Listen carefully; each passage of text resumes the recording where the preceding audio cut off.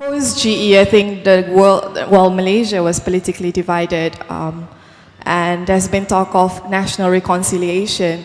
So the rallies that we've been having, the talks that we have been post-GE13, how do you think that we can translate those to more than rhetorics and ideologies, to proper work to ensure that Malaysians are not united only on the streets, but off the streets too, and this continues, until the next general election and so on?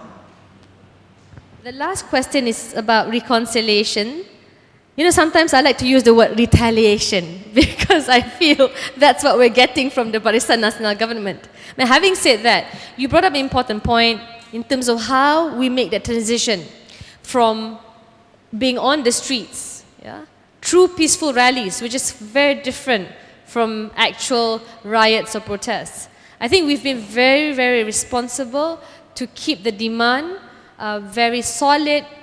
Peaceful rallies are part and parcel of that process. You are talking about an election commission that is not only biased, but completely failed to implement such a crucial fundamental principle during the elections, which was indelible ink.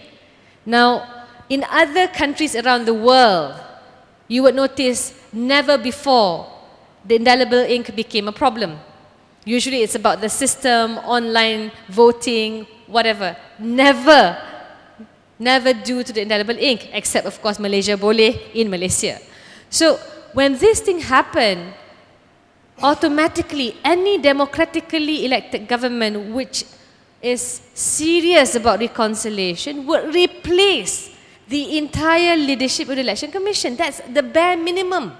The bare minimum. When you have the chairman admitting he failed, when you have petitions lodged not only by the opposition but also the government of the day, the BN party components. So I think it's important to understand, I believe you have to keep up the pressure, and public protests and peaceful assemblies are one dimension.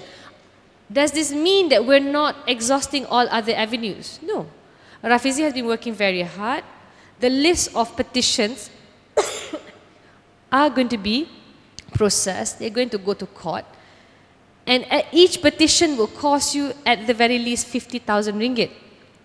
So we're not talking about, for us, it's also important in terms of moving forward to have a fair electoral process. Because if you don't right the wrongs now, you're talking about other flaws that will take place, that will negate our right and opportunity to win during the 14th general elections.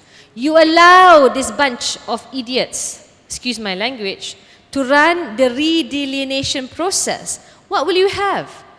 They are not only partisan, but not credible and efficient enough and professional enough to manage such an important procedure and process to allow for the creation and the birth of fair constituencies. Therefore, for me, all the other agenda are moving along. Last week, I submitted a private member's bill to abolish the Sedition Act, as promised by Dato' Sri Najib. Even though he has failed to fulfill his promise, at least we are trying to help him in that regard. In terms of other agenda in Parliament, a lot of the issues, brought about by Pemandu, Government Transformation Program, etc. We talk about the major big projects announced by the government. We are scrutinizing the eventual implementation in Parliament as we speak. We are doing our job. But like it or not, do not be swayed by the argument, elections are over. Sure, elections are over. What did it teach you? A flawed and fraudulent process will impact the outcome and certainly erode the credibility of the government of the day. So you have to right that wrong first. Does this mean that we're ignoring the other aspects? No. We're working as hard, but we just want Malaysians, and I need your help, we need your help to explain to the rest.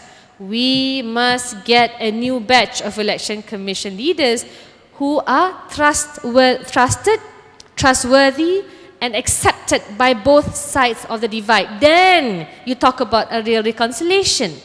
Like it or not, it's hard for Tian to talk about reconciliation because Tian Chua is being charged by the Sedition Act. He's not crazy, stop it. So He's just, out there, but he's okay. And when you talk about that, so many leaders are being charged and investigated under Sedition Act, while those who are pro-government, who are attacking the Chinese or inciting racial and religious hatred, just because they are partisan and supportive of BN, they are allowed to escape unscathed. So my point being, we must address and remind Datuk Seri Najib of these things. Do not just believe lock, stock and barrel, whatever has been printed in the media. If some of you can translate the Chinese media, maybe you should. Sometimes they do print our story, not a lot, maybe 30%. But the point is, it always helps so people understand what is at stake here. And we certainly cannot go forward. There is no future to look forward to without electoral reform. I mean, face the facts. I think we are talking about a terrain that's going to be challenging. Of course, we are happy and we feel that we have won the moral victory through the 51% popular support, but it is insufficient if it does not translate into meaningful changes in terms of electoral reform. Thank you very much.